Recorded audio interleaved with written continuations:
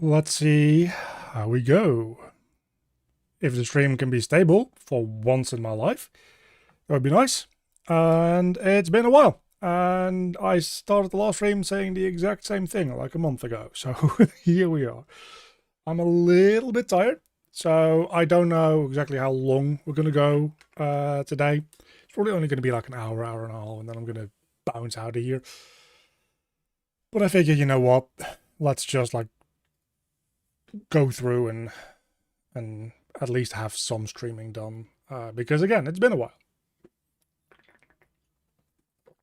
So let me just finish getting set up here real quick because I haven't been. Just plug in my headphones so that I can hear stuff, including myself, which I get if I, there we go, I can hear myself, which is good. Change this over real quick to that. And then I guess we can just test if this works. Can you guys hear that? It's real quiet on your end, I think.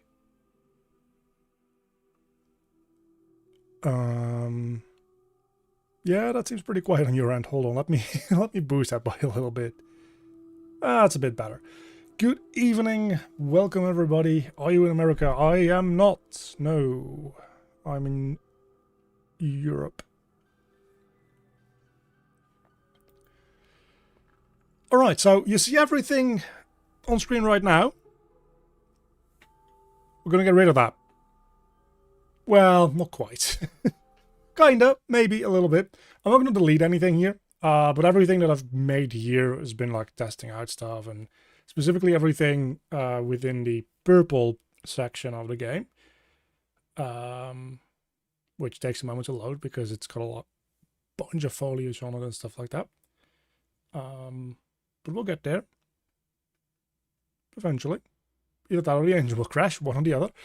So yeah, everything here has been decorated with some art assets and that kind of stuff, and this has entirely been in the pursuit of making a demo, test area, showcase area for the game, and well, that's done. I'm gonna keep tweaking this a little bit as we go, but for the most part, like, this version of it is finished.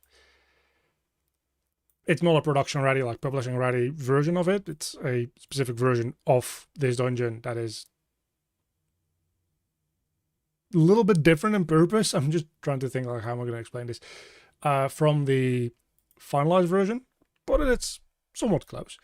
So the finalized version would look like a little bit like this, right? So it would have like an extra exit over here, which our current version doesn't have. It has a couple of like different other items and like skill checks and stuff like that scattered about it, which the current version doesn't have.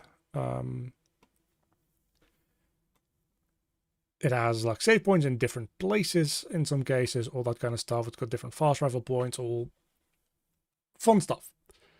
This is the eventual version that's going to be in the real game. But now that I have this, well, actually, let's keep this on screen. Now that I have all this, which is the basic map layout, we might have some like rooms sprouting off in some more directions as we go along. But basically, this is the map layout of the main progression of the game. Any extras that are added onto it can be fairly easily like slotted in some rooms here, some rooms there. You kind of get the point. That means that we're going to need to start from, well, not start from zero, because we've got a whole bunch of assets and a whole bunch of code and stuff already in place, and I haven't been doing nothing the past 3 years, right? I've been doing a lot of stuff. But as far as the level designs go, I need to start putting those together again, more or less from scratch, this time with a more fully planned out world ready to go. I made this one just kind of like as a sketch and then kept adjusting it in real time. And it's just, I even adjusted some of the layouts after I started putting in art assets, which was a huge pain in the ass. So I'm not going to do that for this version because this version is going to be a whole lot larger. So the way that I'm going to do that, I'm going to just copy over my persistent world, and I'm going to be calling this game world.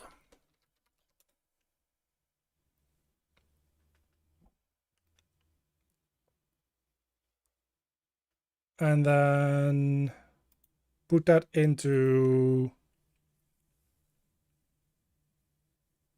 a different folder. Like full game, something like that. Let's actually make sure that's spelled correctly, because I'm going to be using this a lot. Starting over with the levels, not with the game as a whole. That would be insane. But yeah, we're doing a level blockouts from scratch, because what I'm doing right now is going to be starting out making the actual game instead of just making a like test area, a demo area or whatever, right? Essentially, this area is just because I want people to playtest through a singular path and just see if people figure out what I think they figure out, if they play how I think they play, if they like engage in the combat with a fun way. It's got art assets because people get bored from just like grey boxing. And it might also serve as a playable demo if I like start maybe like contacting a publisher. I'm still on the fence on whether or not I want to do that or not. But that's also like a kind of like a this is a piece of what the total could be like type of deal. But that means it's put together and designed with the purpose of it being that, and not it being a section of the full game.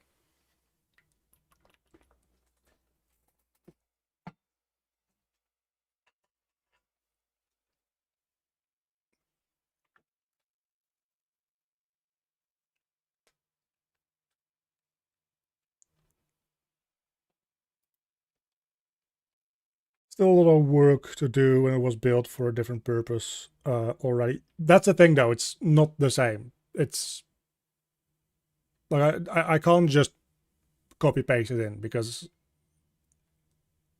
a lot of things like are gonna be adjusted and are gonna like work differently, and are gonna like scale probably a little bit different in difficulty as well between the two versions.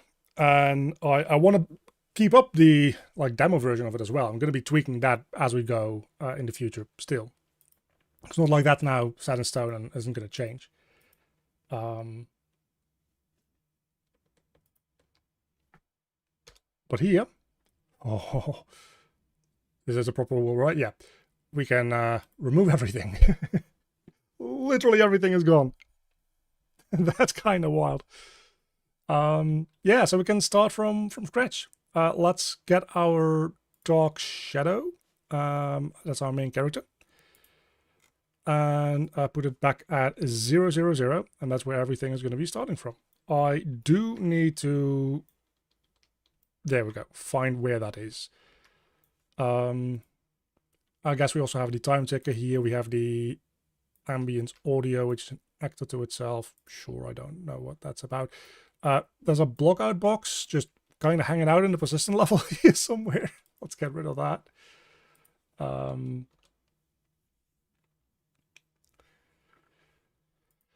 We've got a screen capture actor, which I don't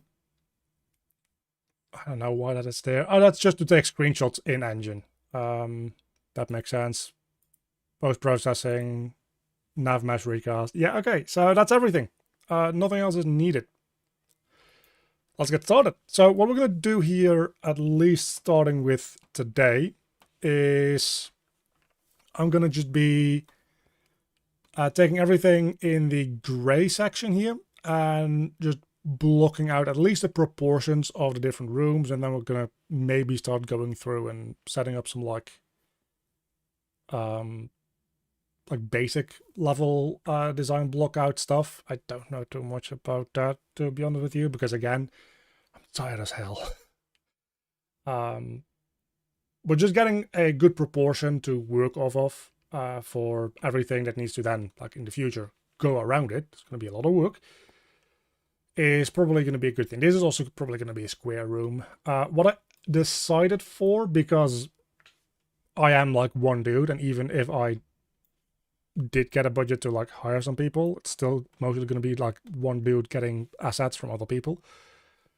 So I want this level design to be as like it's effectively going to be a tile-based level design, where if you have like a 2D game, generally you have like a tile map and you just like draw in, okay, there's a bit of a platform, there's a bit of that, there's a bit of that, and then you add in a whole bunch of extra assets to like make it come to life. But in the end, it comes down to a tile is this like size, and then everything builds off of that concept. Well, the tiles in my case are going to be much larger than the tiles would be in a 2D game.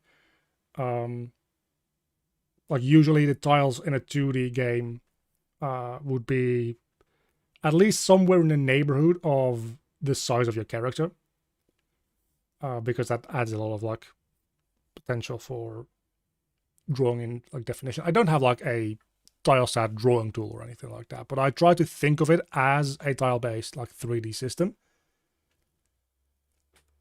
So effectively the way that I'm going to be designing these rooms is they're going to all exist in a 500 units grid. So I'm going to set my snapping up here to 500 units. And that is because I've been using 1,000 unit like wide and deep modular pieces to put together that purple dungeon that you saw before. And I actually found that 1,000 is pretty good for the most part. The vast majority of areas are going to like exist in squares of 1,000, which again then get decorated with extra stuff to make them a little less square. Some things might have like roundings. Again, I don't want everything to just be boxes. But 1,000 squares or 1,000 unit square is pretty good as a starting point. So let me just show you that. Actually, we have in here in my plugins somewhere, we have Blockout tool. So if I just drag in a Blockout box, and I set this to be 1,000 by 1,000. That's the size of one of the like tiles as I've been using them right now. I'm actually going to pull you up a little bit. And if I then like pull that in 500 by 500, that is the size of one of my floor tiles right now. I don't know if this is going to work that well. Yeah, it doesn't.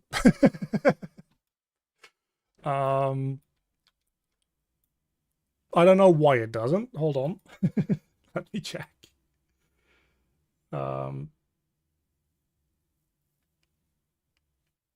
It might be something to do with this little level blueprint. So game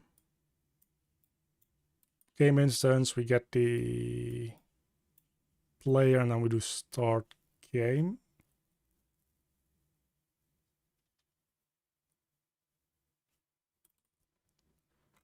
When we start game, we add a main menu. That makes sense. When we add main menu, push widgets. I just need to figure this out real quick. Oh, the errors that you're seeing there are probably like not that big a deal. There's some UI stuff, for loops, just a couple of. Does on level shut? Oh, that makes sense, doesn't it? Yeah, so that's what's going on. The new game, so we have somewhere in here start new game, is hard-coded to load a certain streaming level, because obviously you need to start at the starting level. And we don't have that level anymore. So that probably is why that doesn't work. Let me check, because I've actually given all the rooms in this document over here. I've given them names.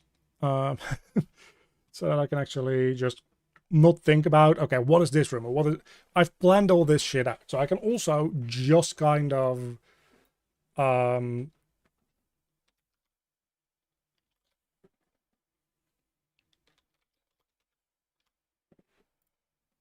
take those as guidance for what I'm going to be calling everything that I'm making here. So it's going to try to load this level And then I need to just make a streaming level with that name. So let's make a new empty level. And we'll put that in menu levels. That's menu level. Nope, in full game. Again, my brain's not like 100% today.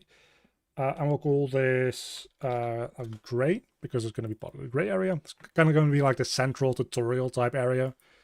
And we'll call this Shrine to Past.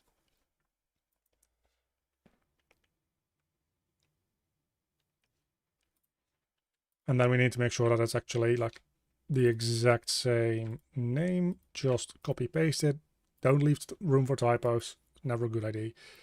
And then this we will move to that streaming level. So move selected actors to level, because it's going to be the floor of that area. So let's try again. See if new game actually works now.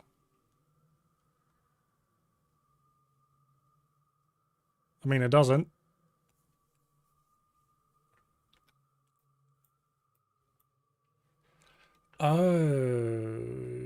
Okay, that's interesting.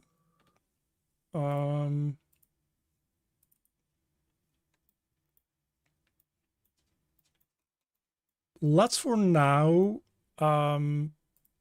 remove the playing of the like background cutscene thing, because that's partly what's fucking me. So here you can see the character just kind of exists in space 000 at the start of the game. And oh, it actually also shouldn't be able to take any input, and I don't have any focus on anything. There we go.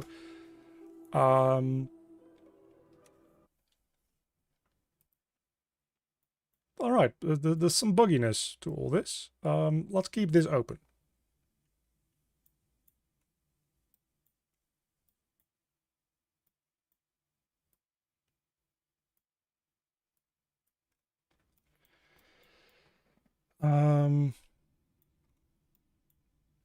New game, we remove that from parent, we stop. So yeah, on level shown, when the level is shown, it stops playing that like scene. But the level is never shown, apparently. Which is weird. Oh, actually it might not be weird. Hold on a moment. Because it might be... No, it is. Stream through blueprint. Yeah, when I start it up, it doesn't load. I want to do new game. It doesn't load it in. Why not?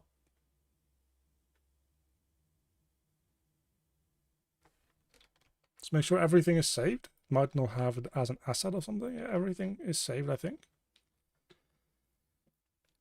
Why would that be?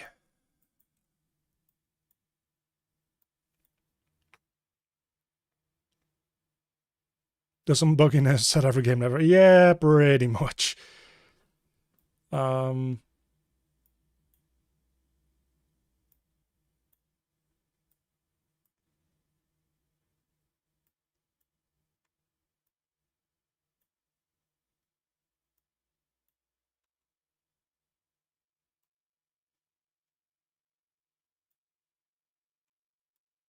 I mean, trying to unload the last level and there not being a last level shouldn't be an issue. And then we've got load streaming level by name. Let's put a...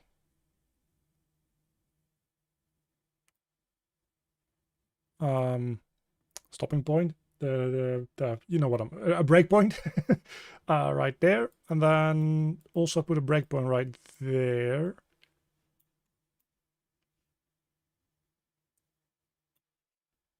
I mean, it gets to this fade out, so surely...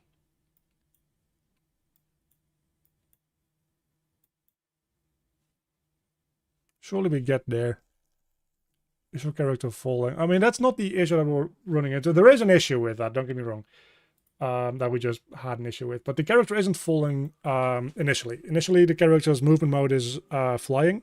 And it just shouldn't take any input. The issue is that it doesn't load the streaming level. So it's trying to unload it here. Let's make sure that it actually like moves on with the code. So yeah, it instantly moves on there because there's nothing there to unload. Then it moves to load stream level, which it is trying to load it with the same name that this thing has. So that makes sense.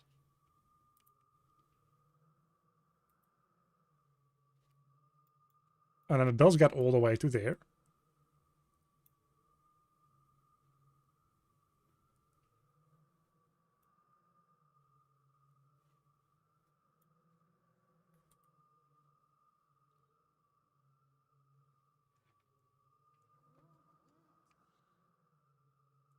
But the issue is, if we like go into F8 mode and we can actually see like the grid, it's still playing the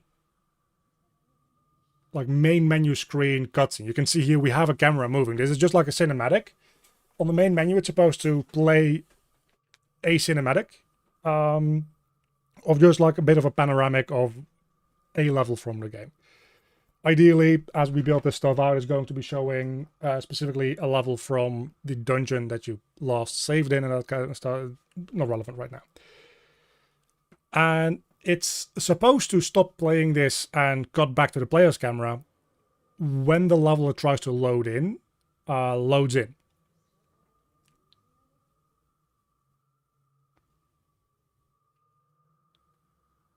But that level is not loading in.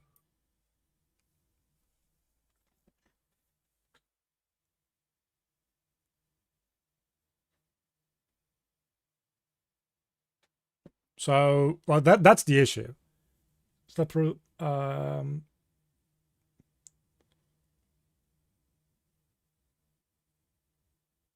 Instead of the break. I mean, there's only a couple of points that I really care about how the execution goes. There's no real need for me to step through every single node because most of these like don't really matter for what I'm trying to like.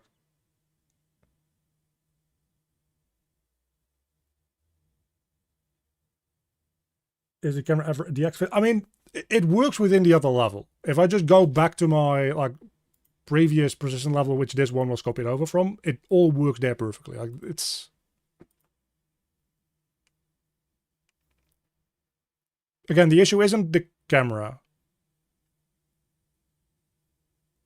The issue is the fact that that level doesn't load. And if the level doesn't load, it doesn't show, so it doesn't end the cinematic. If I just do it here, you can see like this is what it's supposed to do when there's actual like content in the places of where that camera moves.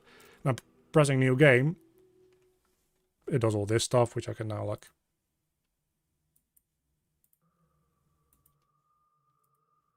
step through because all that doesn't matter. And then, oh, actually it doesn't do that here. I didn't change anything about this. Let me try again. It might have been the breakpoints messing with it a little bit. No. Okay, something else is broken. Never mind.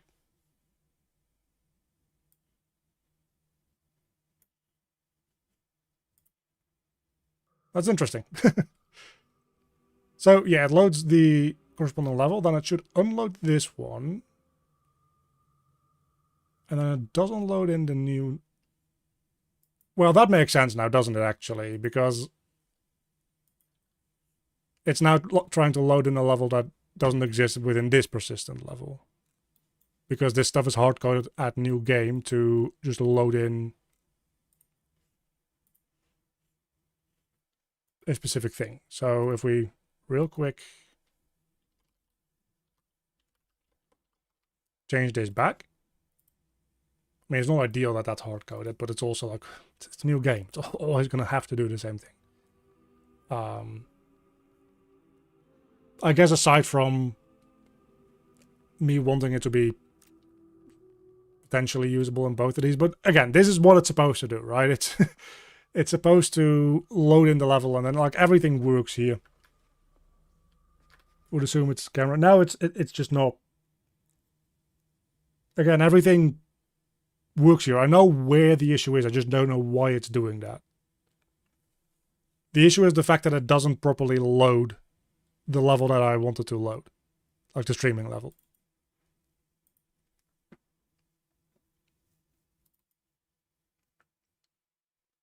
It needs to load this streaming level, because that will then make like the cinematic end and give control back to the player and everything like that. Just this thing is not gonna load it. I'll just see what happens if I make it invisible. Isn't there a dispatch? Yeah, that's what it's linked up to. So that is the exact issue. Okay, so now actually it's loading in. So that's a good thing. But that is, yeah, so that's exactly what it does, right? Oh, okay, no, never mind. This is hard-coded to look out for a level with the name trying to pass. Well, let's make that a literal name so that these two always come off of the same fucking name. So that there's never a mismatch, because this never should be two different things. That's the issue. Okay, I figured it out. But yeah, so that's what it does. Is it gets the streaming level, it waits for when it is shown, or when... Hold on. Yeah, then it does two things. It does something fucking here somewhere, and it runs this like spawn player, which doesn't technically spawn it. It just ends the sequence player and removes the main menu from this viewport and sets the actor's transform to its current transform, which, why am I doing that? That doesn't make a lot of sense. Probably can remove that, and then like possesses the player properly. So yeah, there we go. Now everything works properly. Anyway, what I was trying to show is this is about the size of 1,000 by 1,000 like tile. And this is about the size of my floor tiles in my modular kit that I've been using to build out the like art pass of my demo dungeon. And I actually feel like this is a pretty good like base size. While building out that demo dungeon, though, I kind of found that very often, or not very often, but quite regularly, I would say, it's a slight difference, I would actually kind of like to have half this size. Just like making a little hallway that's very narrow, and 1,000 units wide is just, it's a little too wide for like narrow corridors, right? It's a little too wide for extra little things, and everything needing to be at least 1,000 units wide is just a bit too much. It's good as a standard base. Most things are going to be 1,000 units, but I want everything to potentially allow for things at 500 units wide. And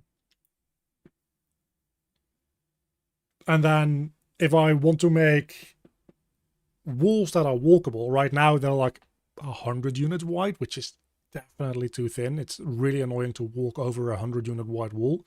So I can make those 250. So we've got like three values. Like the base value is going to be 1,000. Then a half value is going to be 500. Everything in the blockout is going to mostly work over that 500 unit like size. And then when I start adding in more details for like, I have a couple of places where I need like maze-like structures throughout the game. Those walls in the mazes, which you can either walk through on like ground level or walk over the walls, if that makes sense. Those could probably be 250, and that way everything has like standardized sizes, and I can like fairly easily make, or have an artist, hopefully potentially someday, make modular kits that I can use to put these levels together fairly easily. My initial blockouts for the demo dungeon that I've been working on, I didn't do that from the ground up, so it was kind of annoying to make everything fit. I'm gonna make this one fit much more tightly. I'm also going to make this all just like aligned to a grid instead of what I was gonna do which what I was gonna do is effectively, instead of having everything just like align to the north, just like everything is like square with like squares. I don't know how to explain it. What I wanted to do initially is having all the different areas branching over the center in like a radial direction. So it kind of have like pies of like a pizza for every single one of the dungeons. That also proved to be really annoying because then everything needs to be rotated, and every time you spawn something in, it's not rotated, and it's a pain in the ass. So I'm not going to be doing that.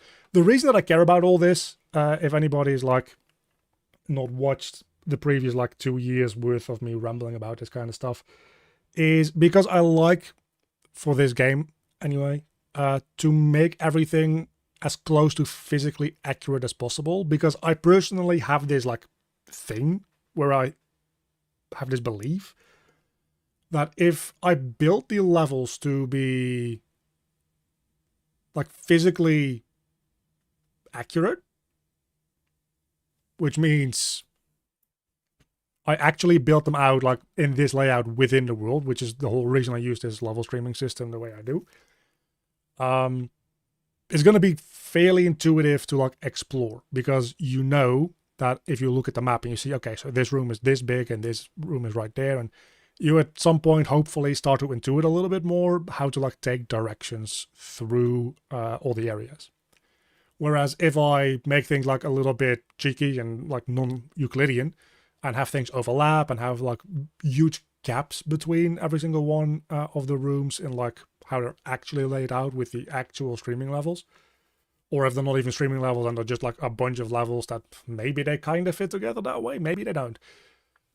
I kind of feel like a player isn't going to be able to intuit the way that everything fits together as easily. So that's the reason that I'm doing it this way, and just putting everything on that 500 unit grid is honestly like the best way to ensure that I can manage that on this larger scale, I hope. I'm still figuring things out as I go.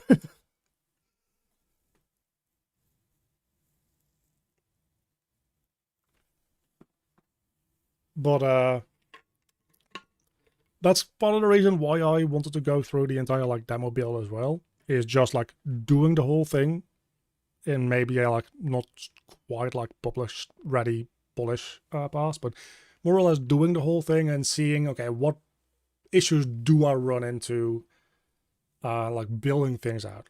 What tools do I need? What workflow changes do I need before I start building the entire thing? And just like that, I talked for 30 minutes and I've placed one platform. I've missed streaming. So yeah, this first room is going to be quite important as a result of that, because this first room is going to decide the scale of what everything is going to be. I know it's the circle here. It's going to be a square.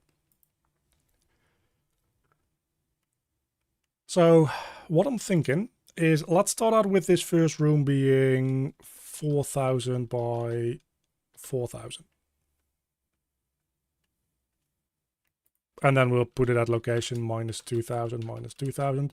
The other upside of things being like actually just snapped to a grid is it's much easier to just work the numbers, right? If I don't have snapping on, and this one is 1,362 units and 3/4 and whatever, it's annoying.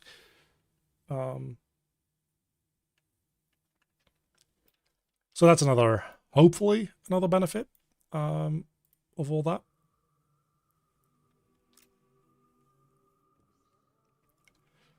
So this would be the starting area of the game. No real gameplay needs to happen here, but it does need to feel like slightly larger than this, I would say. The idea would be, we can actually just like kind of lay that out. We're doing a blockout at the end of the day. The idea would be is that we have kind of like a... let's make the size there. Sure.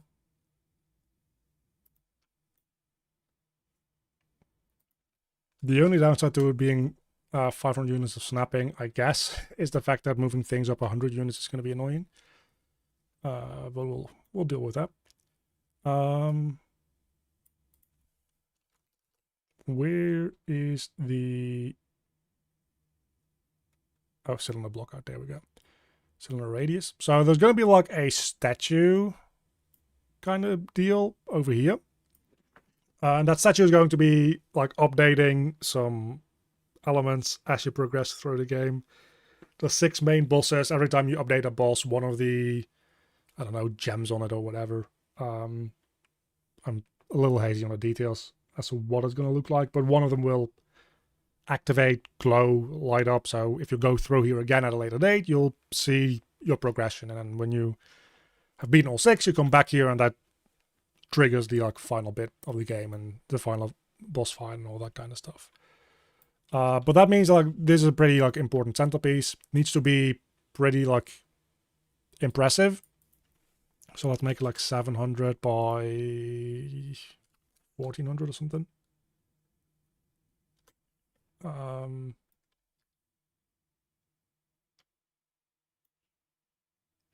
again, we do need to be in the context of this actual level.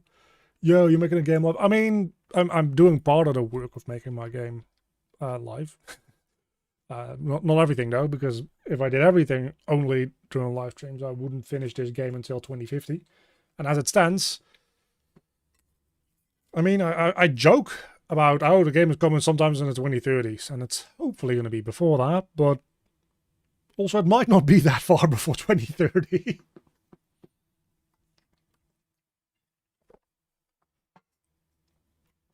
I don't know, depending on a couple of factors, it might be anywhere from like 2 to like 4 years of work, which that would actually be 2030 if it is 4 years of work, because man, the 2020s are fucking whizzing past. So yeah, we've got this like central piece to this room, but we've also we need some other things in here as well, because I'm going to be putting in like a little goodie that you can get here with a spell upgrade. There's going to need to be a save point to it as well. And actually, I think the statue is going to be at the back here. That does make more sense to me, so that the save point can be in the center. So let's call that checkpoint. Again, it's going to be at 100 height.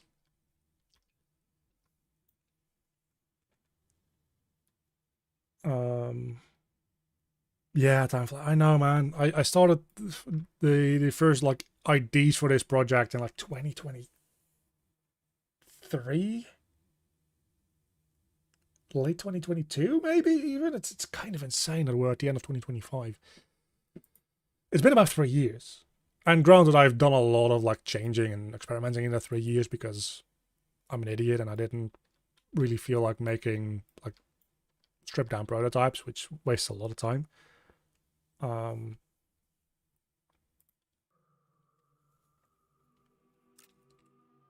Either way.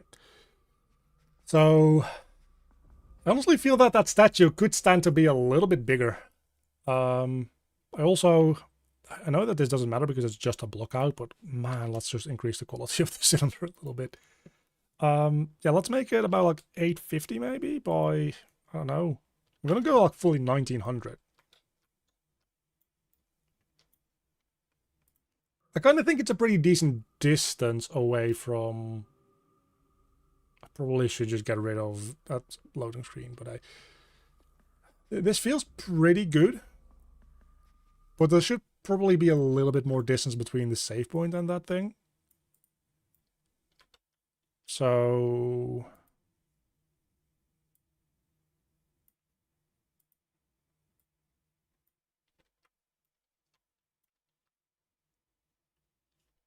I do want it to be exactly centered though.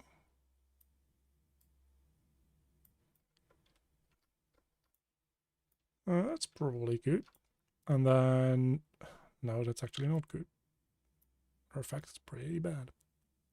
There we go. And this can be 6,000 by 6,000.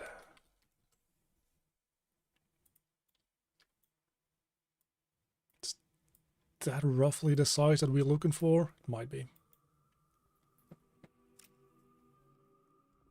again, I'm pretty like tight on the scale of this particular room because everything else is going to have to like work off of this. And early on I can easily change things around a little bit, of course, but I think the scale for this kind of works. Like if you're standing right next to it, you just like don't have the field of view to view all of it. So I figure that's probably big enough. This is in the exact center, that's good. Then let's start adding in some doors. Which one is it? What is a blockout doorway? Oh, that's kind of interesting. Level door base, nope. BP level door, that's the one. Holy shit, there's a lot of... a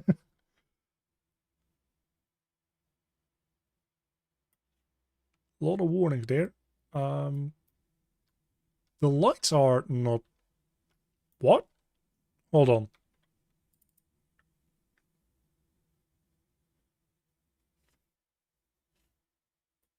Something about this doesn't... So this collider is movable. Oh, the lights are static. This doesn't need to be... This doesn't need to be movable. Like, at all. This one probably should be movable, to be fair. So I don't know if that's going to be an issue. Yeah, that should be fine. What percentage of your game's world would you say is complete so far? That depends on what stage you are looking at, I guess.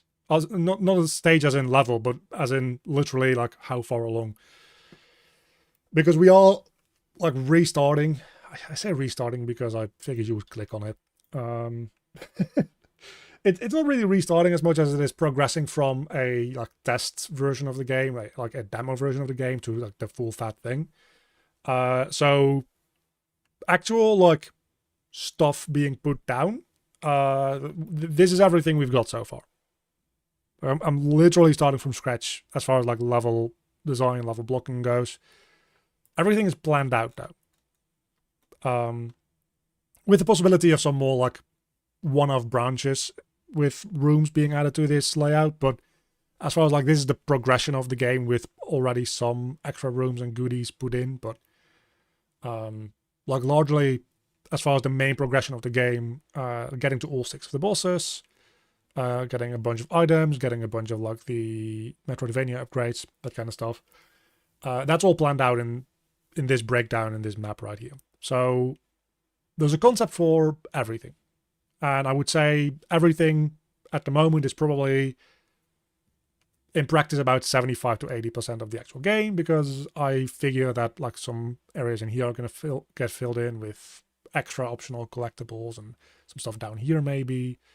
Like extra optional branches are going to be added, surely. So this is probably not 100%, but let's say 80. This is everything we've actually like practically got down so far. So neat. So that's about 0%. Just made a blueprint, export a plugin, export all your BP's data in your project to LLM to format it so you can debug your whole project, convert from blueprints to C++. That's actually kind of neat. I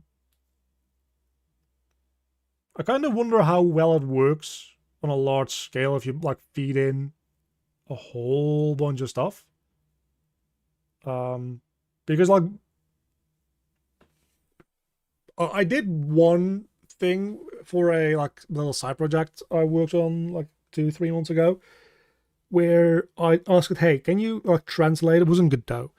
I started in GD scripts, but I at some point figured, you know, I actually like don't love this. I want to change it over to C#. In hindsight, I actually kind of did like GD script, to be honest with you. But I asked a like AI agent, an LLM, hey, can you just like take all my classes from GD scripts and make C# versions out of them? And it did a pretty good job, but it also fucked up quite a bit in some areas. Like little things.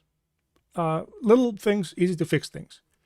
The issue is if you don't do it yourself, you need to go looking for where the issues are and what the issues are. It's actually a huge pain in the ass, even if it's just little issues.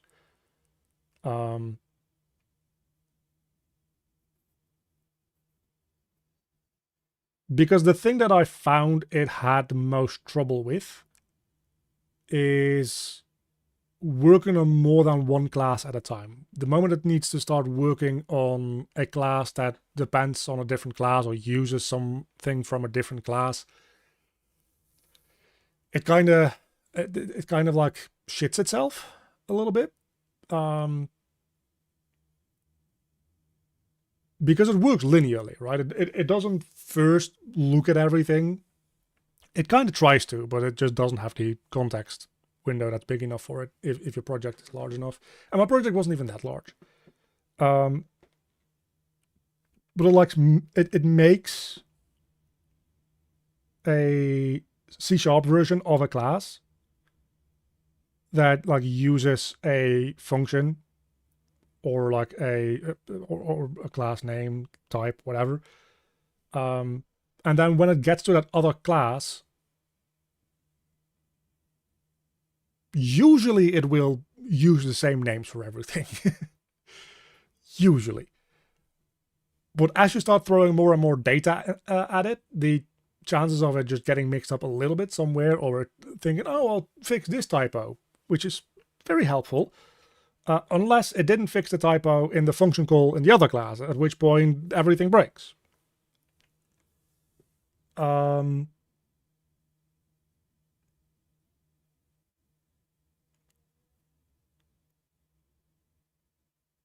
Runs collect garbage collection, keep flags true, every 50 exports per category. Processes assets one by one, respects max assets per run, default 50. Never intentionally accumulates all exported JSONs and RAM. I mean, all that is good. Default exclusion, skip non-logic assets textures, also good, because otherwise you're gonna throw way too much stuff into it. So it won't hang on. It's written to be optimized already. I mean, the performance sounds good. I'm just like a little sketch on the actual like output from an LLM on like a larger scale input. And that's not something that you can really like do anything about, don't get me wrong. It's just, it's probably, if your project is big enough and it only makes a couple of mistakes, it's probably still worth it to do, don't get me wrong. Because fixing a couple of issues, even if you have to like go hunt down those issues, is without a doubt going to be faster than, that doesn't make sense. No, that is centered, never mind. Than rewriting your entire project by hand. So it's still going to be very, very good, but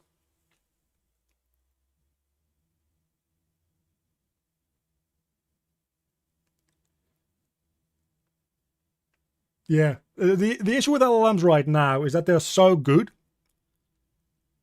but not good enough, right? Like they're so good that people will happily start relying on them without like bothering as much to double check. Like 2 years ago when this shit started like really booming, people were like, yeah, okay, it can do things, but you definitely need to like triple check everything that it says.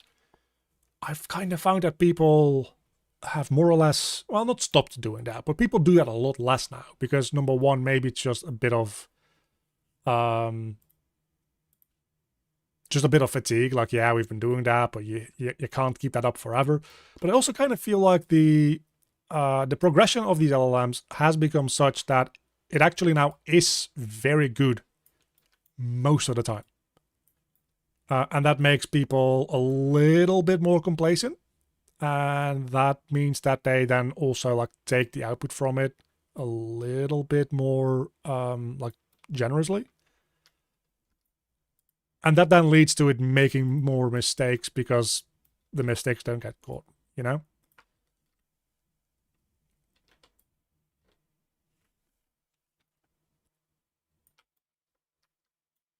but it is getting still better, and like tomorrow will be better than today, in all likelihood, unless something goes entirely like ass up with it. So it for sure is an issue that's going to become less and less of an issue. But while it becomes less and less of an issue, the other issue of people like not bothering to make sure that whatever it spits out isn't entirely like total nonsense, that issue then becomes bigger, because unless we have 100% accuracy, and we can guarantee that, it is quite important to keep in mind that this thing does produce bullshit like a percentage of the time. I'm using Codex Agent Max and Copilot right now. Yeah, the thing is, it's just it's the limitation comes in with like with size.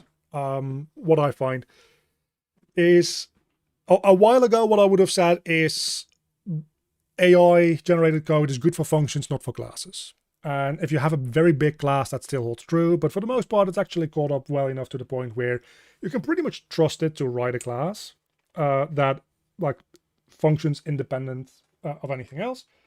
Just takes in stuff, puts out stuff, does stuff, whatever.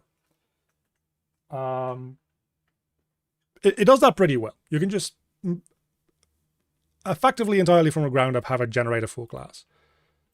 Right now, where it really starts bumping into issues is, okay, you can make it do functions. It's actually like super good at that. If you just tell it, I want to take this in, I want to put that out, or I want to have it do that, it'll just do it for you. That's pretty good. It can do classes fairly consistently at this point. The issue where it starts now is multiple classes.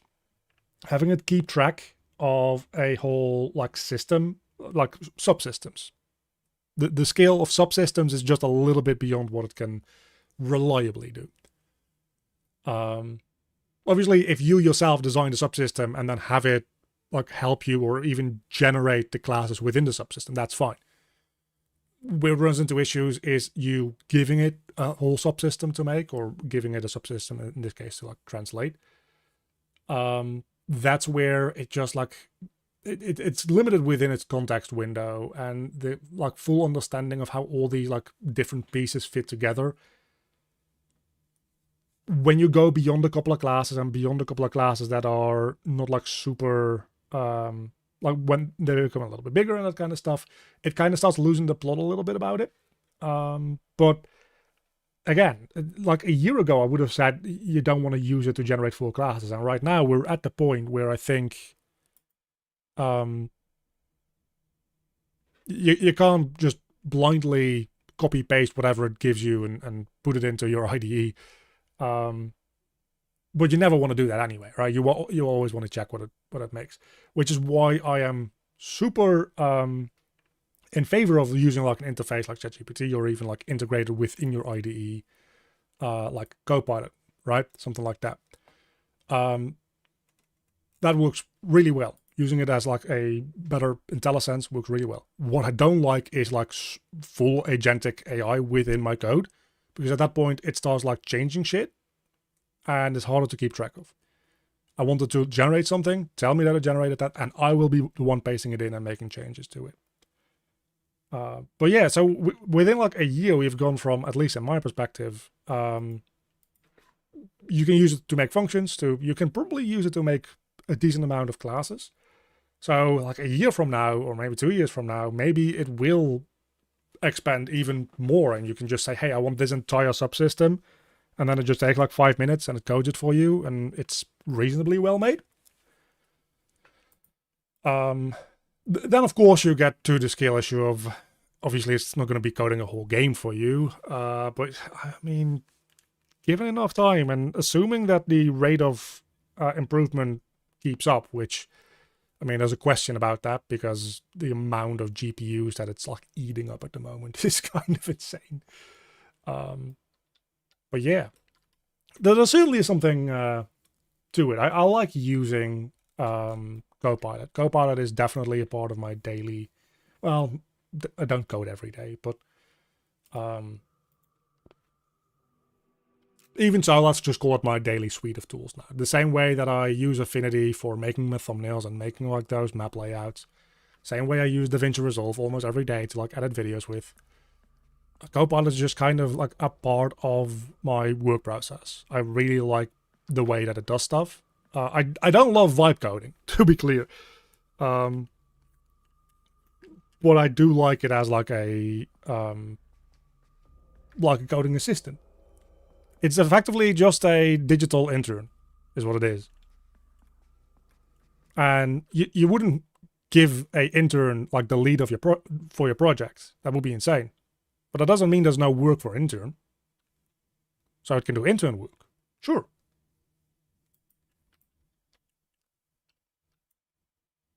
And to be honest, giving it a bit of code to translate from one language into another is very much potentially, depending on how key that code is to your entire like stability. But that very much would be something that, yeah, that's probably something you give an intern. Sure. Why not? Again, if it's not a, like, if your entire company doesn't implode if it fucks up, but that's why you don't like let them publish the code, I guess. I think the scale for this is what I was doing there while I was rambling. I think the scale for this as like the starting area is pretty good. You need to walk a little bit, right? There's gonna be a little something over here, which let's just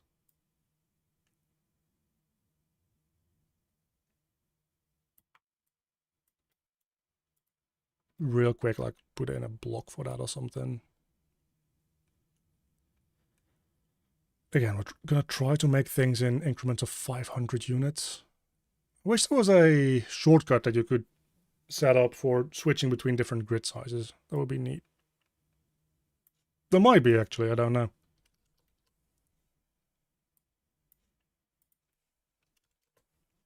It's so hard to believe that everything like that is centered, because it sure as hell isn't. That makes sense. This would be minus 250. Now it should be centered, right?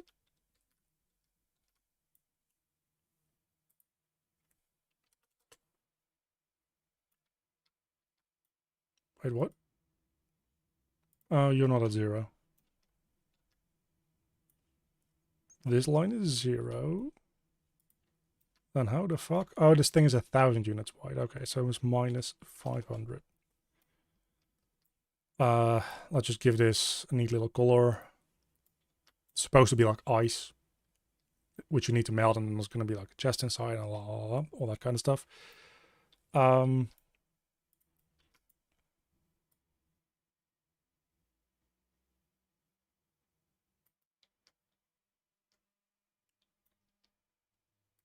The one thing I don't love about the gameplay camera system that I'm using is that it doesn't operate in a local space. So if I rotate my guy around, as we'll see actually, is that it's not going to be, the camera's not going to be behind it now. The camera's just going to look at it from the side. I don't know how to fix that. And it's really kind of weird. But this gameplay camera, I guess it's because it's absolute rotation, but the issue, I'll show you what the issue is when I set this to relative rotation. Because actually, no, I don't think that that does anything.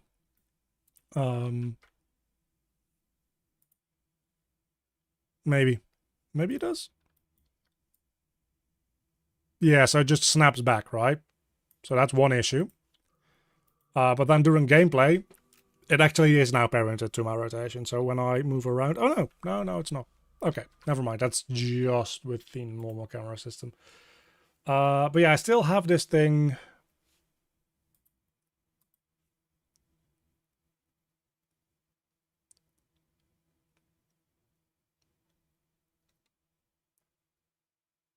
Like not properly rotated, and it's just annoying. I just always wanted to be behind the character as like a 0 point, but it doesn't fucking do that. Don't know why. Well, I don't know why, because it's not a fully developed system and I'm using it. So that's kind of on me.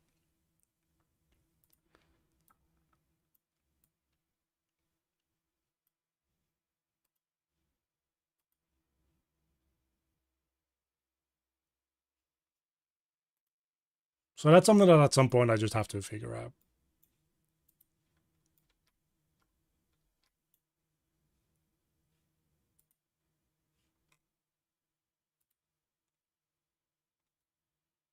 Because I don't know how else we're going to be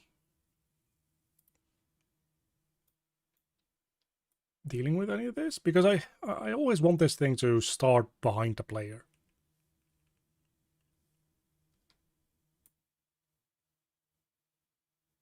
Like, I move it around, no problem. It's not letting me fucking rotate it. It's really kind of dumb, to be honest with you.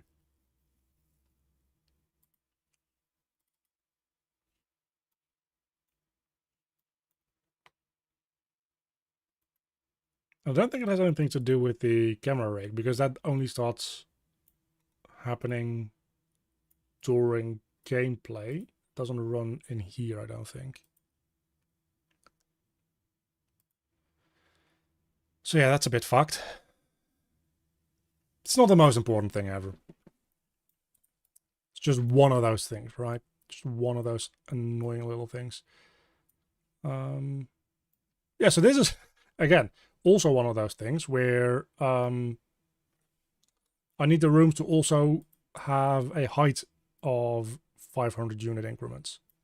So just randomly making a wall a certain height. Nope. The walls are going to need to work in 500 unit increments. Which also means not 3,700. Well, that takes the... This is 3,500, right? But it's actually supposed to start at 100 height.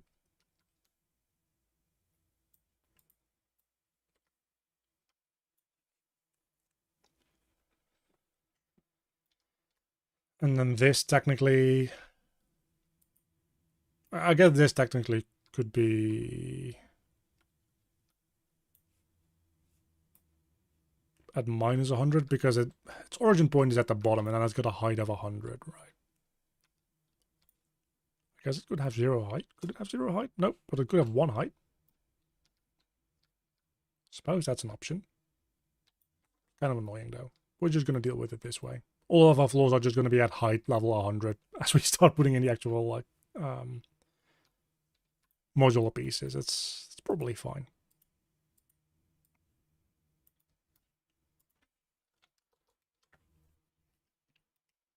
Oh no, there's actually...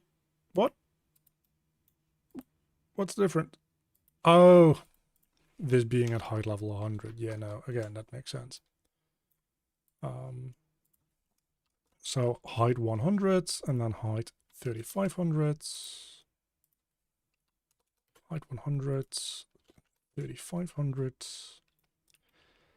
So this would be a rough estimation of the scale of our first room. We start here, just pretend like the camera is pointing this way. We check out the save point, we can see the statue, which is going to be, again, a recurring thing that you probably walk past throughout the progression of the game. You see a chest like locked into a bit of ice here, which you can't get to because you need to first get the proper like fire level spell to melt the ice away. Still need to set up code for that. And then we have 2 doors, and that's really everything that this needs to have. There's a bunch of potential like decorative stuff that we're going to want to put in here, like a couple of extra like, I don't know what, shrine stuff things, like offers, like gifts, half crumbled away stuff, that kind of deal. But let's make a folder here for gray. And I also do like to make the walls of the actual areas that I'm working on the color that they're supposed to be representing like in-game.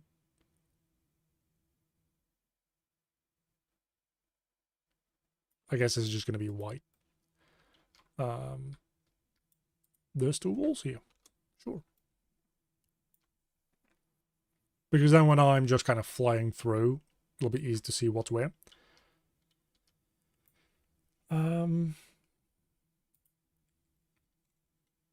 And from here on, actually everything is super easy, because we just used that as the basis, the template, for putting in everything else in the entire game. So yeah, we've done the most difficult thing now.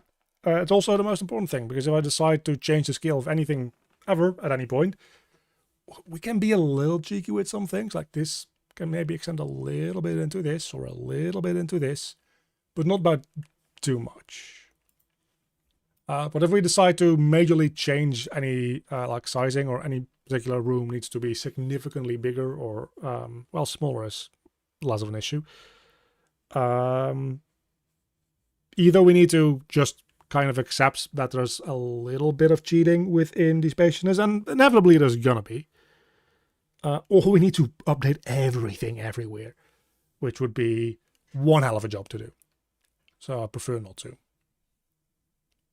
That's it. Let's move on to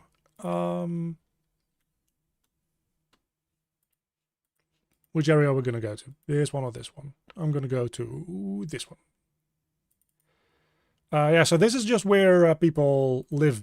This is just going to be like a neighborhood.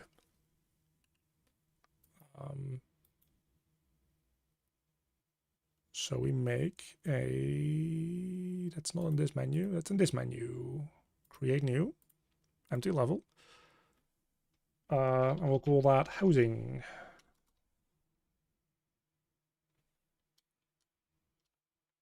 We'll call it old housing, because there's also going to be a like new housing area. Which is going to be, again, in gray. That'll be our new level context, and we can just kind of take, okay, this is going to be about twice the size of our starting area. And the wonderful thing is, if we then decide, hey, we actually don't have enough room, we can always just make it taller and add more content in the Z direction. We're making a 3D game after all, so I have a little bit of freedom in that way. But yeah, let's make this 12K by 12K. And that'll be kind of like the ground plate of this area. Let's try to keep it kind of aligned. That is aligned perfect. I kind of figure this is going to have to be a bit taller though. So let's maybe make this like 5,000 in heights.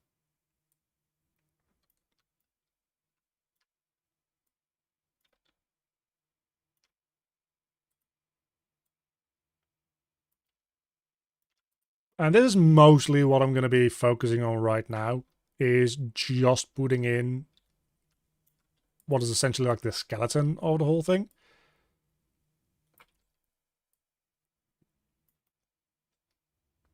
Just so that we have like the very first step of like gray boxing is adding the gray boxes. And then we add more gray boxes within the gray boxes, and then we add more gray boxes next to those gray boxes, and eventually level design happens.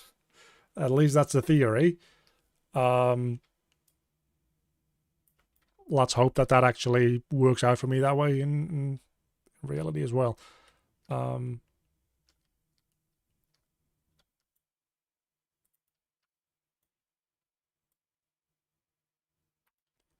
Yeah, these don't quite line up again, because there's a 100 unit thickness in these, so that sometimes it's gonna probably be a little annoying. We'll manage though. Well, actually, I guess if I just do this, that should... Nope, never mind, because we've also got the thickness of the door to take into account. Sure.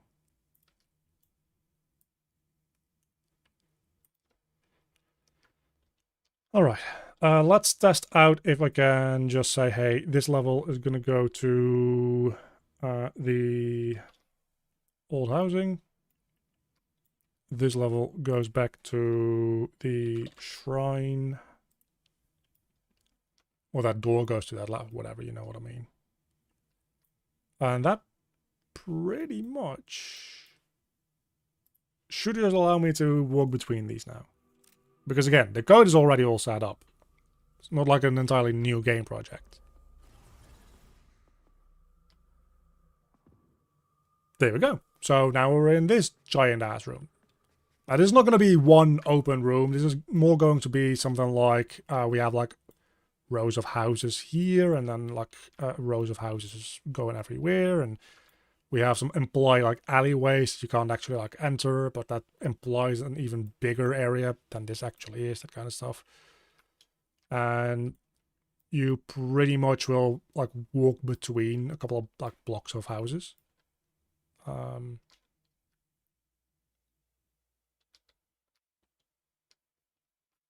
Might actually be fun to have you like starting within the ruins of one house and then walking out and then seeing a whole bunch of other ruins.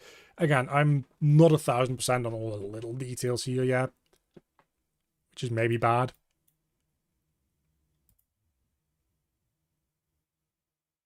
And maybe it doesn't really matter. So this would be a group without a name.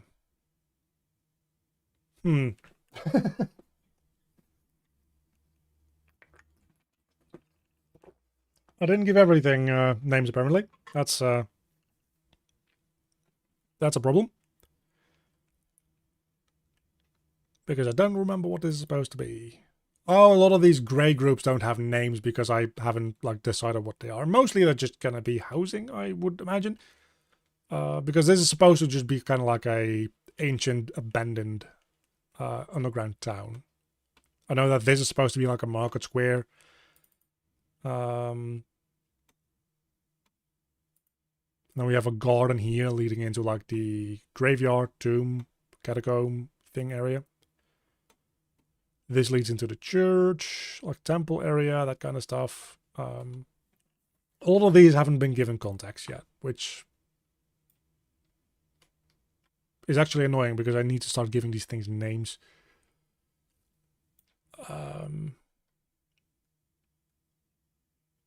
So I guess that's what we're deciding here in real time. Sure. This holds the first boss fight, so I guess this would be...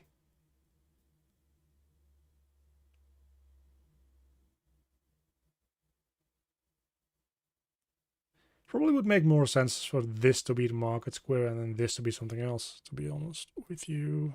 So let's change this to just question marks for now. This would be the market. Because having like just a market area being a fairly open area to set a boss arena for is probably easier than making something that's supposed to like be a like a suburb, a housing unit,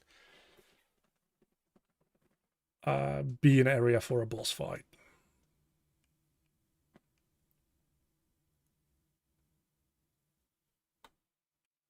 So yeah, we can actually just make this like a housing area as well, and then this could be...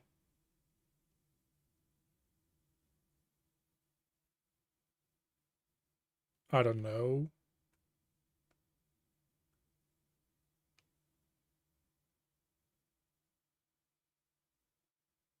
I guess this maybe doesn't need to be a separate like room, maybe? It could just be an extension of this instead.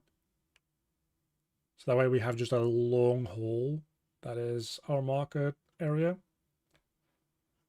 which then also can lead up to the like public gardens. Kind of feels like it makes sense, right?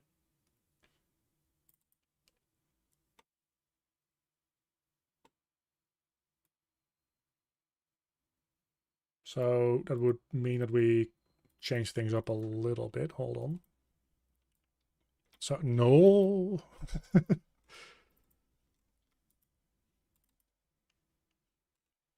All right, let's just select these like that. We can just make this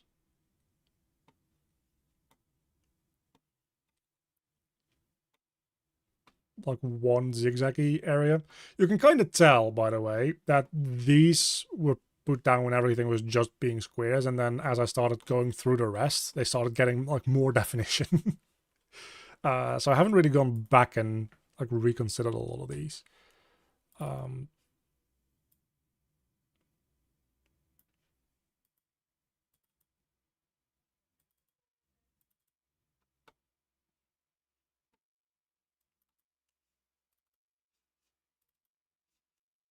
But pretty much like this could... Yeah, that kind of makes sense, I feel. Don't know where the other... Why are these in this group? Sure.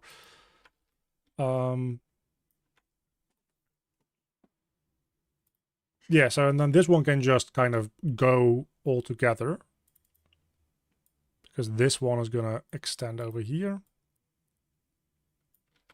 both into this and into this. This part for the doors will be somehow blocked off until you've defeated the boss. Because that's also where you would be getting like the ground dash ability. And then you could immediately use a ground dash ability here to go up through here. And then this would all kind of like become one area, I guess. Yeah, let's just all like turn this into a single... No, don't delete that. You fucking madman.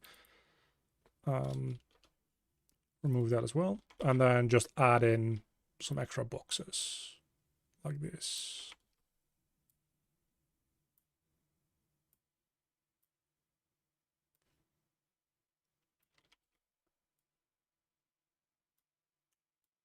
Right, like that.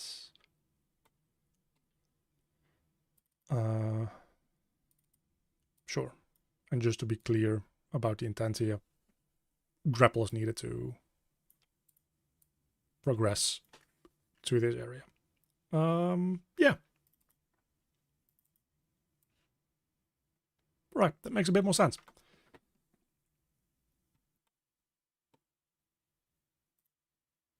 So this can also be housing as well.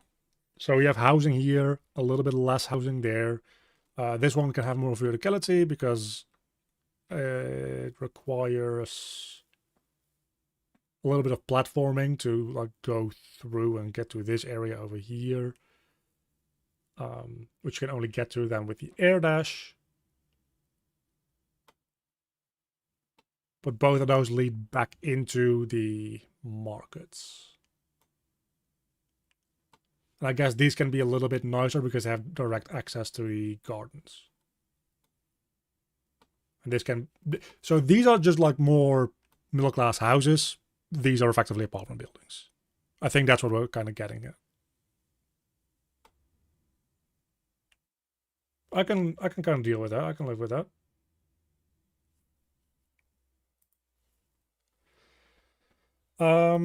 Yeah, so let's make a new level again. Not level details. I want to do a new level.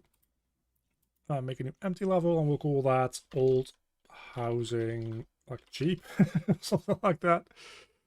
Yeah, that's probably a decent name. For the most part, the names don't actually matter because I'm going to be referring to these by asset reference anyway. But I kind of found that the naming scheme that I had for them with the numbers ended up being more annoying than helpful. I hope that they would be like super helpful so that I can easily search like, okay, 02 is this level and 15 is that level. But in practice, it just kind of became annoying when you have more than 10 because the way that it orders it is alphabetically or alphanumerically, I guess. So in a list, level 1 and level 10 are right next to each other. And then you have like 11, 12, 13, 14, 15, for instance, and only then do you get level 2 in the list. And that doesn't really help. I guess for the search function, it helps a little bit because you can just think of everything in terms of that number. But I don't know.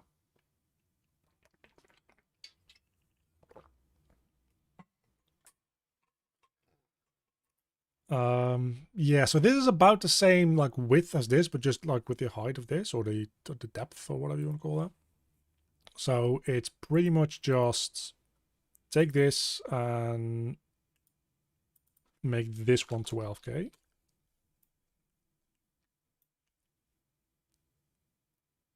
And then we're going to be taking the walls from this, which are 5,000. I'm going to make this one even a little bit taller.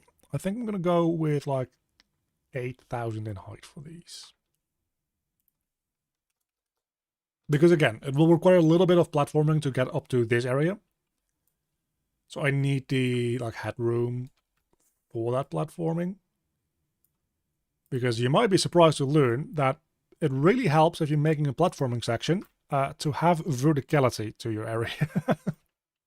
Horizontal platforming is a thing, obviously. Like, so you can do that.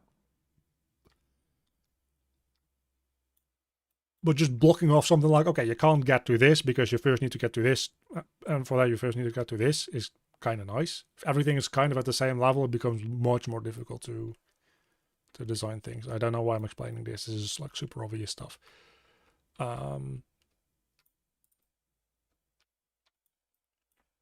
I also, before I go ahead and like block out the proportions for the first proper dungeon, which I'm actually going to be doing this one, the purple one first. Before I start blocking out the proportions for this one, I'm actually going to be filling in a block out for content for this first to see if, hey, are these proportions actually like too big or too small to fit having content inside them? Are they, once you put like the walls in here for the housing, is it going to be a bit too much?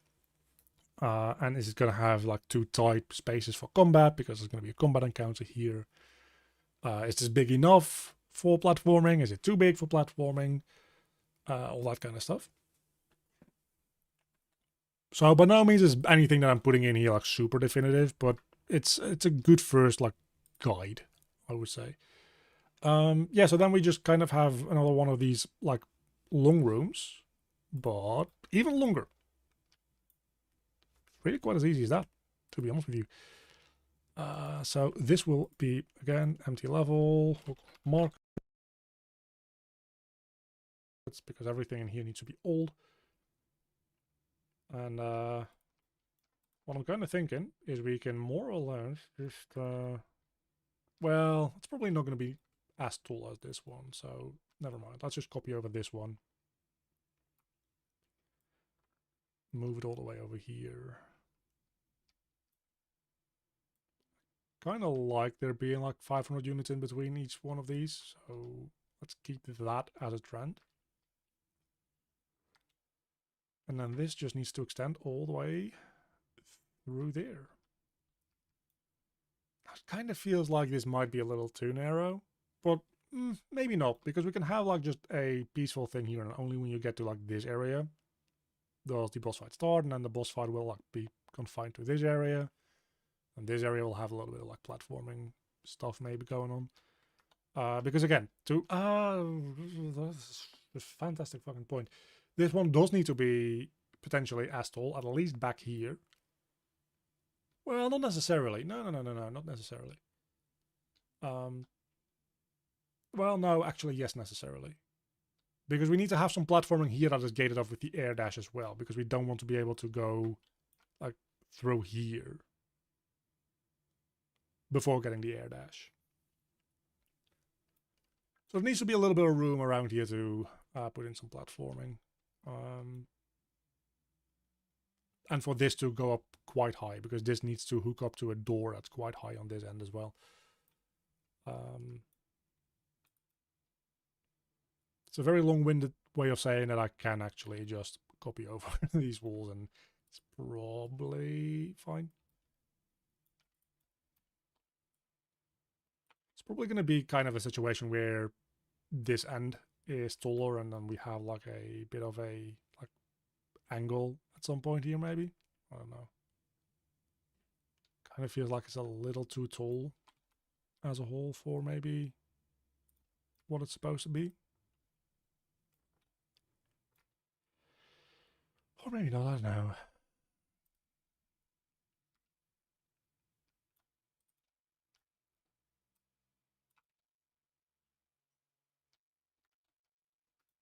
One more.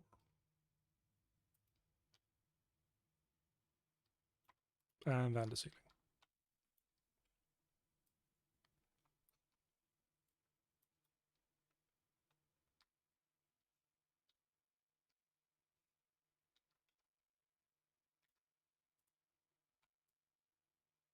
Put in a door. Clear that out for now. Well, actually, that door needs to hold on. Need to make sure that all the doors are in the right levels. This door needs to exist in this level, and then this level needs to also have a door over there.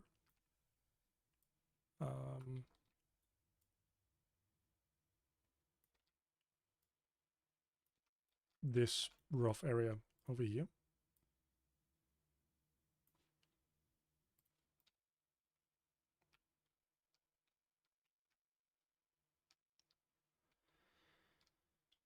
And then the doors here are just going to be markets. This is kind of embarrassing, but I only realized a month or two ago that with streaming levels you can just left click or double click on them twice. That's what double click means. Yes, indeed. You can double click the streaming levels to like switch between them instead of having to like go in here and select them from there. I don't know how that took me so long to figure out. Because that 1000% makes sense for a thing that you should be able to do.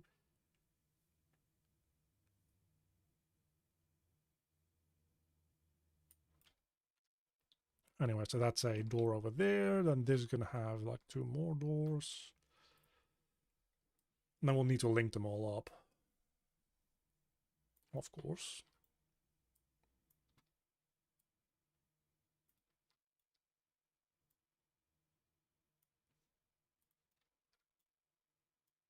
This one goes right about there. Maybe even a little bit more back. Yeah, I think like all the way at the back here makes sense. And again, the other one is going to be opposite it.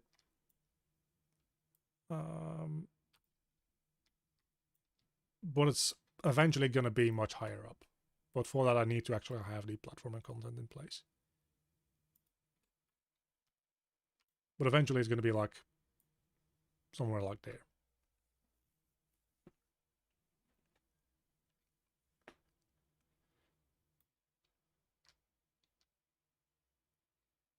Well, I also, hold on, what I also could do is have this be a little bit less high, but still have it be up high a little bit. And then make this go into an area where you also need a, yeah, that probably makes a bit more sense to do.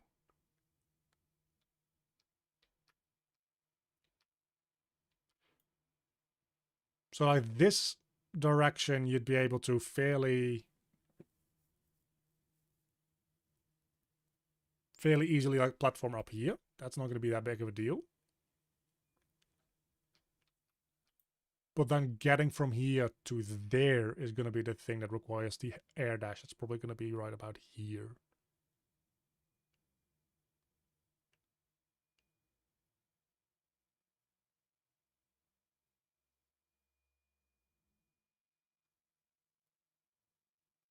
So that way, even if you platform through here, you also can't go all the other direction without the air dash yet. And then you also need the air dash to like dash through the air the other way back to over here. That kind of makes sense, yeah. I can dig that. I think that's pretty good.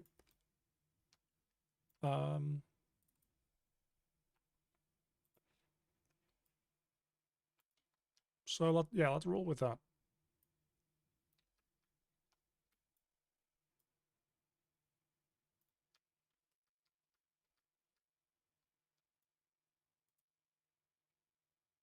Again, though, gotta kind of make sure that this is within like 500 unit margin. So I think this would be at 2500. Do these line up now?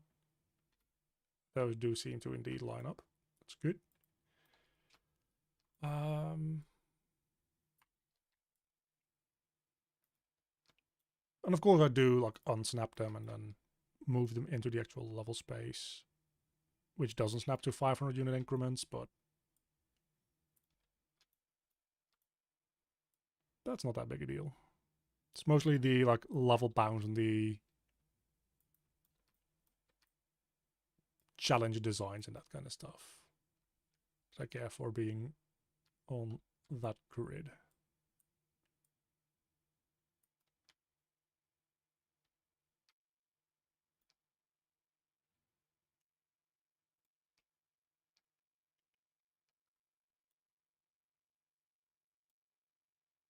I think this is just like the 1,000, right? So if I do 1, 2, yeah, so that's 1,000. Oh, but that's so this would be 1,000. So yeah, this would then be 1,500. So you'd have one thing of 1,000 and then either another thing of 1,000 or like a half-sized one. That's pretty good, I would think. Probably, maybe, hopefully. We'll see.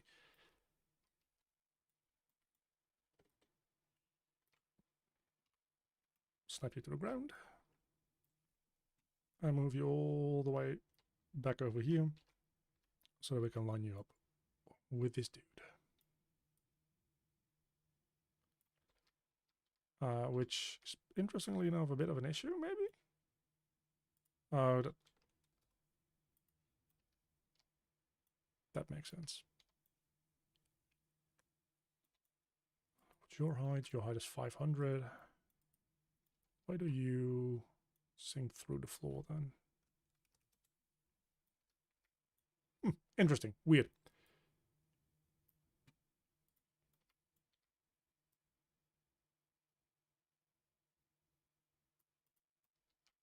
All right. I think that's all the doors for this first little loop here.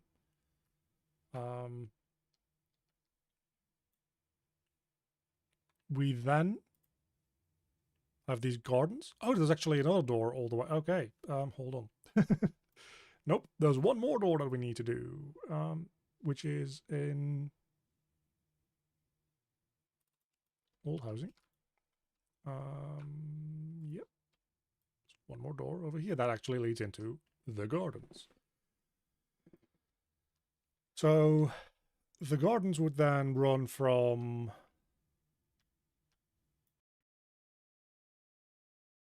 here, which there's a lot of long rooms in this first area. I'm aware. That will be the gardens. And then we'd have this little thing here. We'd have this one and this one. And that's all the, at least the layout of the size of the rooms for everything. Is this one block? Yeah, this is one block deeper than, oh, that's gonna annoy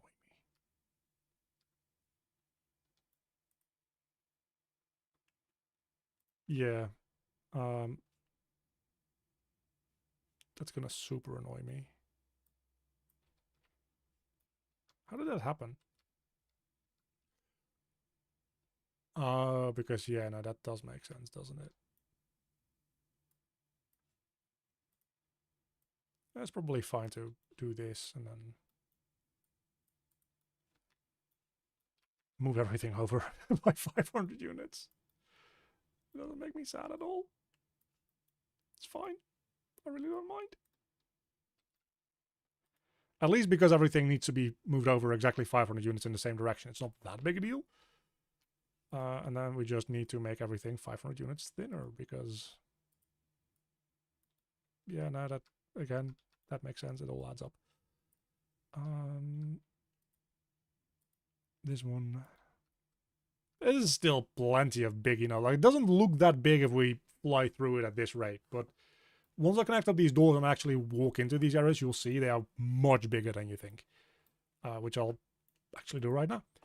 So Shrine to the Past, this will go into the markets.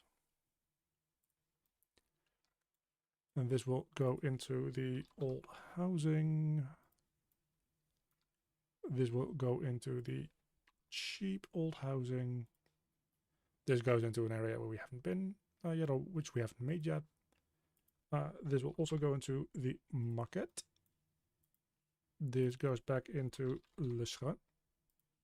And that goes into an area that also does not yet exist, which is just directly into the forge, I believe. Which is a bit of a weird thing. Well, maybe not that bad, actually.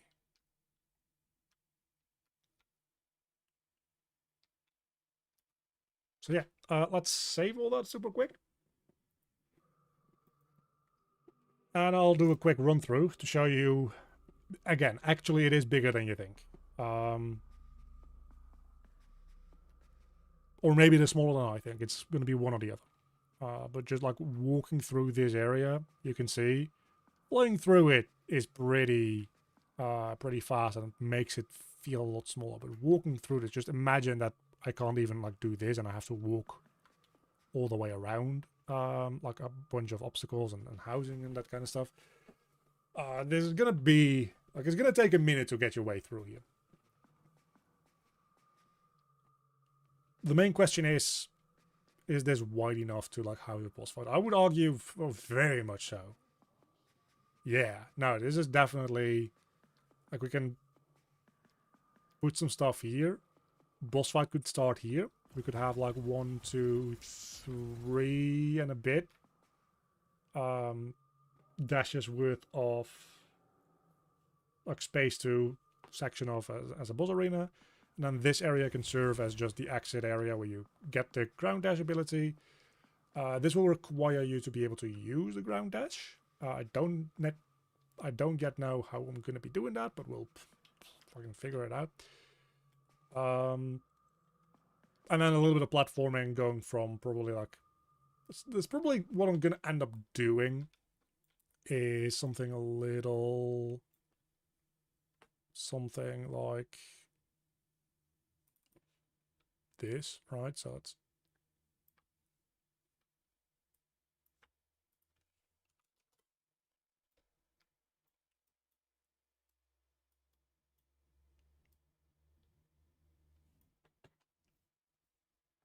It's a bit brute force what I'm going to do here, but I imagine it's going to be something like this and maybe slightly more refined, but not by much. So this would be elevated. Well, let's say 1,000 units. So you could technically also go over this with a double jump, because I specifically made sure that the double jump wouldn't be able to... Or the single jump cannot clear 1,000 units in height, but the double jump can somewhat easily do so.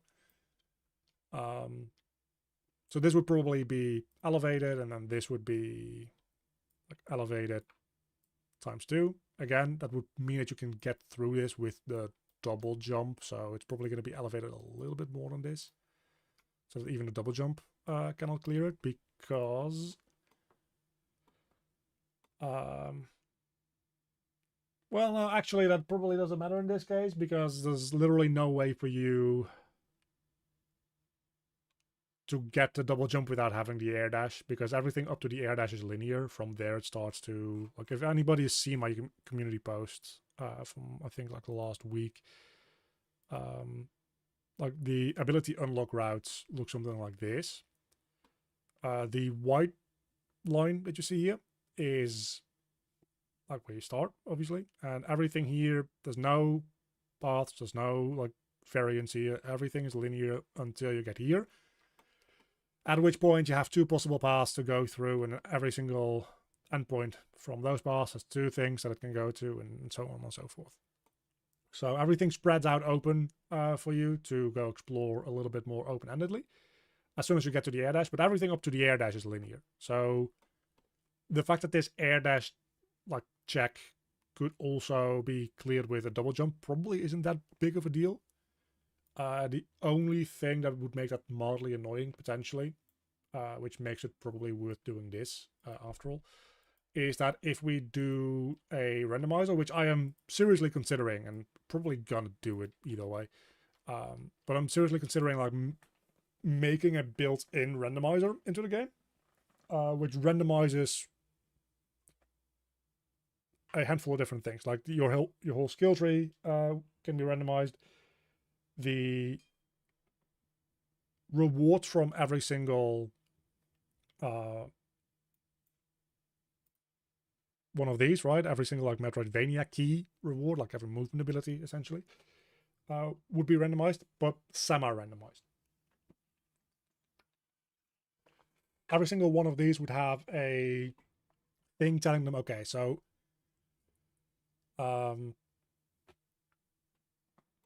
it would start at this, and it would know this one can escape this area if you have either ground dash or air dash or like grapple. So this one would always be one of those three. And then from there, it can find, okay, I have unlocked the grapple. Unlocking the grapple means that everything that is locked behind a grapple, so this air dash, for instance, will now be available for randomization and that kind of stuff. So that way it always makes a route through the game that is still possible. But it very much could be the case that like you get a grapple here and you get double jump here. So I might still want this to, like this area here, to be not clearable by a double jump. Because of that reason. So it's probably good to make sure that this actually cannot be double jumped.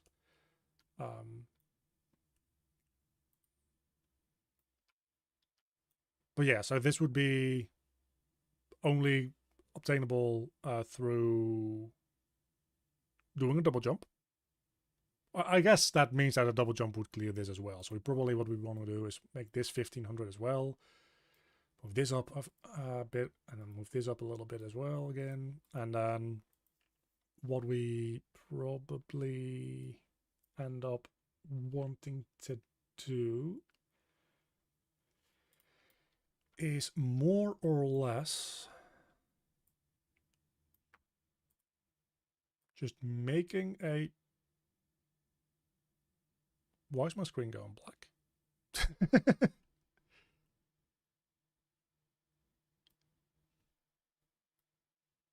Please restart your computer. Your Meta headset may not work properly until you... It's not even plugged in, you weirdo.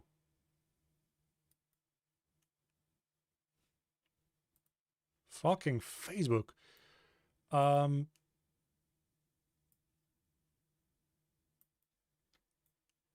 Anyway.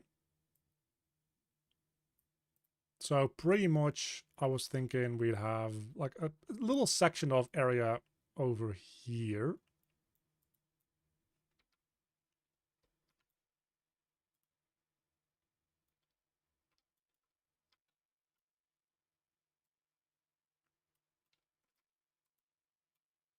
Wait, what? Why is there 2 floors here? Sure. And the reason that I'm building it out like this is because what we can do, if you just give me a moment.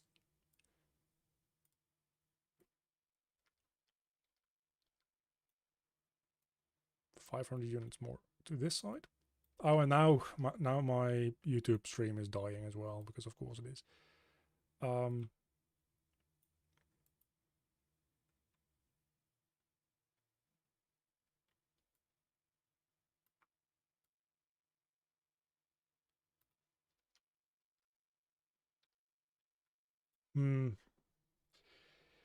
It's kind of awkward and doesn't feel good to do this way, I don't think. But this was kind of the idea that I had in mind. Is just make a pit that you can only like dash over from the ground and isn't jumpable. So you'd probably end up making this even like... You can't jump this now, but you would be able to dash through it. I need to check the distance of the dash because this definitely is too long.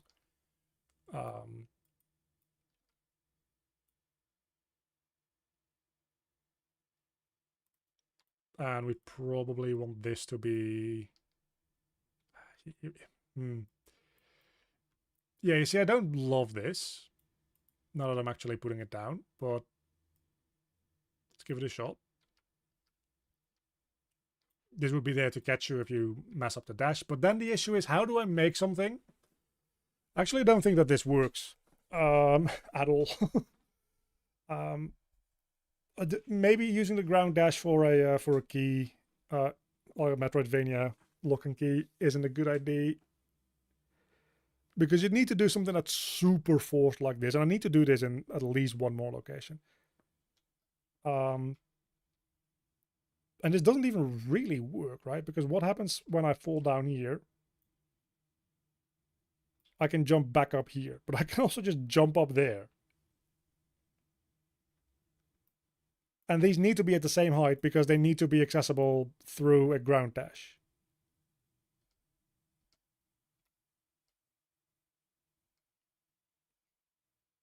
So yeah, that doesn't do anything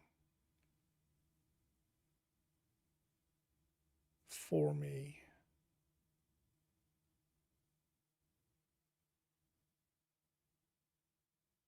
Yeah, that doesn't work.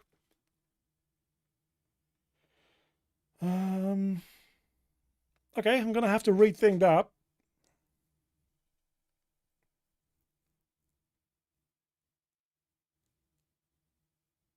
I don't know how I'm gonna deal with it. Because that means that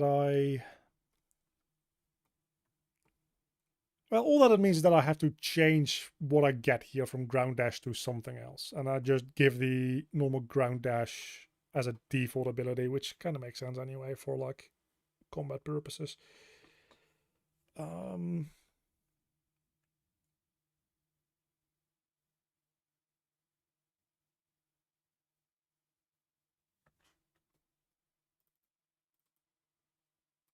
Just gonna replace it with a question mark for now. This is gonna have to be something. Need to check that out from, okay, I'll do that in a moment.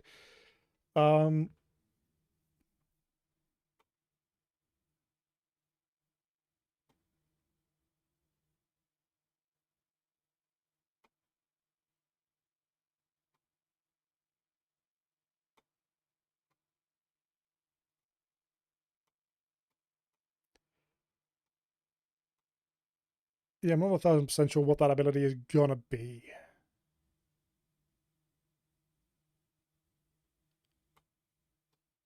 Because I've kind of run out of ideas of like good workable like Metroidvania movement abilities.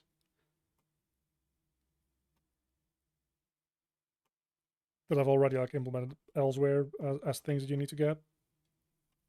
So I need to come up with a whole other one now. And my brain's not up to the task for that right this moment. But it doesn't need to be. It's just I was just kind of messing around here, showing you what the initial idea was, and then figuring out in real time that that idea was very, very dumb.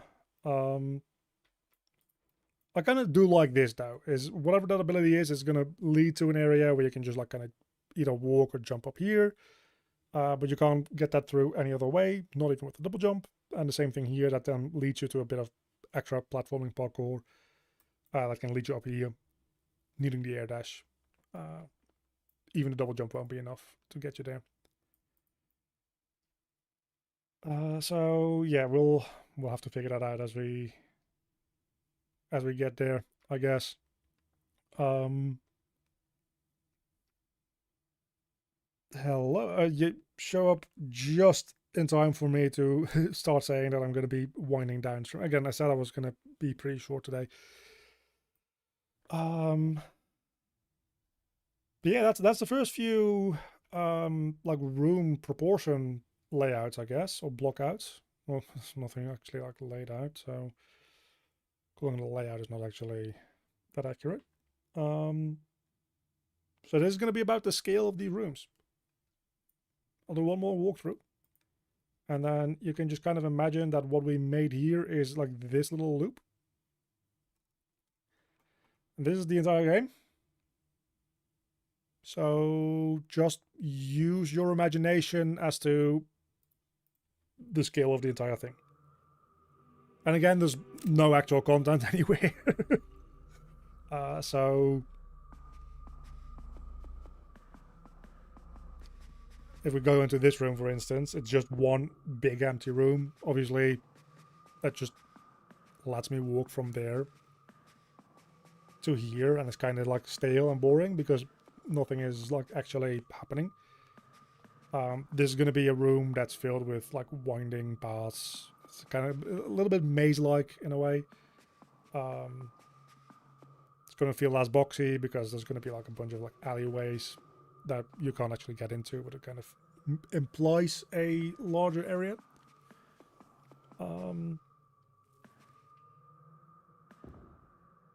And then here we have like a little walk up, and around here there's going to be a room for the first boss fight that ends about here. And here we have an area where you can get that ability, use that ability, get up there. If you have air dash, also get up there with a little bit of extra platforming, and so on and so on and so on. So yeah, again, it's kind of tricky sometimes to, when you're just flying around in like free fly dev mode in the editor, to really judge the scale of things. Like, how big are they going to be in gameplay? How long is it going to take to move from one place to the next, and so on and so on. So it's good to just spend some time deciding the general scale of things first, and then we'll have a foundation to work over for the rest of the map, as well as seeing if it is even big enough to fit in like a playable amount of content. Because it might actually prove to still be somewhat on the small side. I actually kind of think that this is pretty good for like the central like hub area. You spawn in here. It's not so small that it feels claustrophobic, but it's not so big that it feels super empty even without any like actual content here.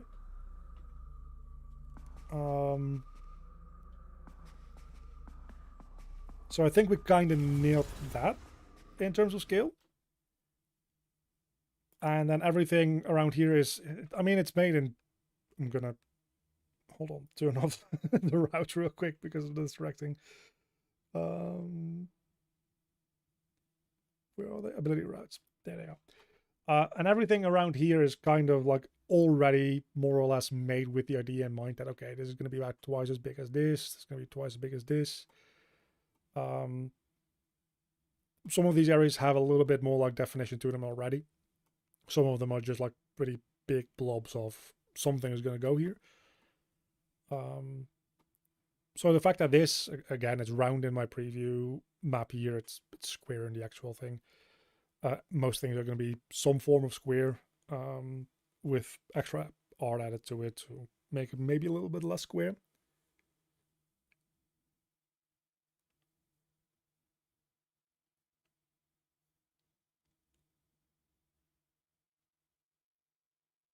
You also don't want them to walk a distance and a half to move areas. Yeah, so a lot of the actual traversal is going to have like minor platforming to it as well.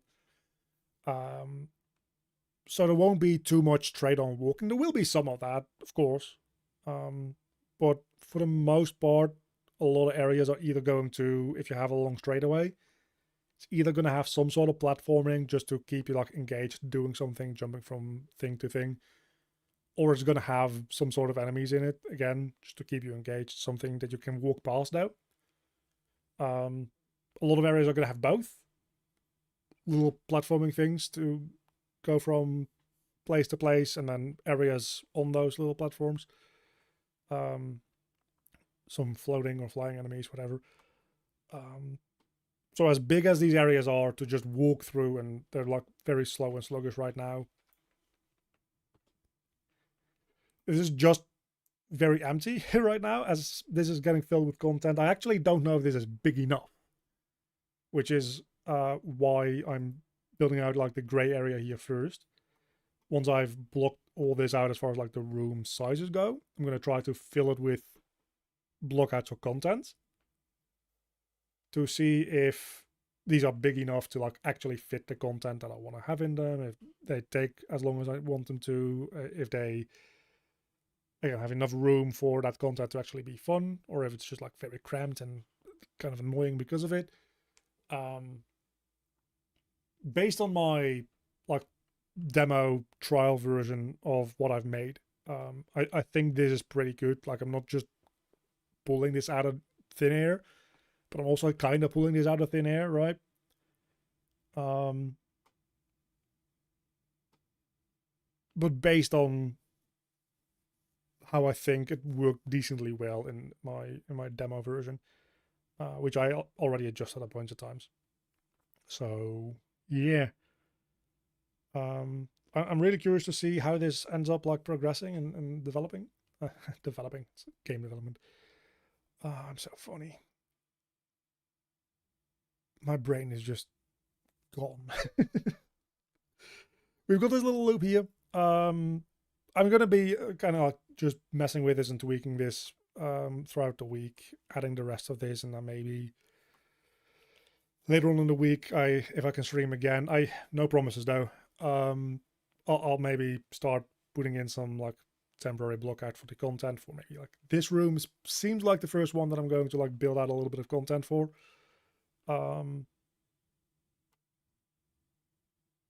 Seems like a pretty good one. It's a very empty space right now. Just like putting in a couple of rows of like houses to block you from just like walking like this and at least needing to walk like this. Then adding a couple of like broken down pillars that you need to jump over. That kind of stuff. Should make it relatively interesting to use as a testing ground for like content blockouts. Yeah, I think I like that idea. What I also like is going to have a little dessert